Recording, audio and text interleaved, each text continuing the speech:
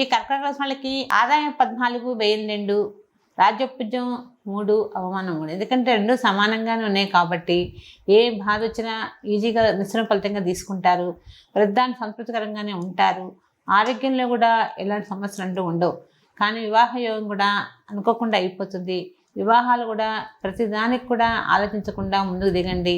కానీ కొంతమంది మానసికంగా వివాహాలు కాలేదని కూడా ఇబ్బంది పడుతూ ఉంటారు. వ్యవహార దక్షత వ్యవహరించండి. ఉద్యోగంలో కూడా ఒత్తిడి పెరుగుతుంది, పని భారం పెరుగుతుంది. వ్యాపారస్తులు కూడా వ్యాపారాలు చేయాలన్నా కూడా అష్టమి దోషం వల్ల కొంచెం వెనక ముందుగా ఉంటుంది.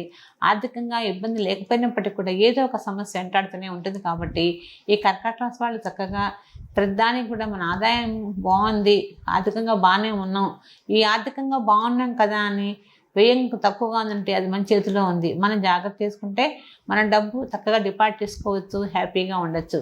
అందుకని ఖర్చులు ఇప్పుడు మంచిదని మనం మితిమీరిపోతున్నాయి. అనవసర ఖర్చులు పెట్టుకొని బాధపడకండి, జల్సాలు చేయకండి. చేయకుండా ఉన్నట్టయితే కర్కాటక రాశి చాలా బాగుంది. ఏ సమస్య ఈజీగా సాల్వ్ అయిపోతుంది.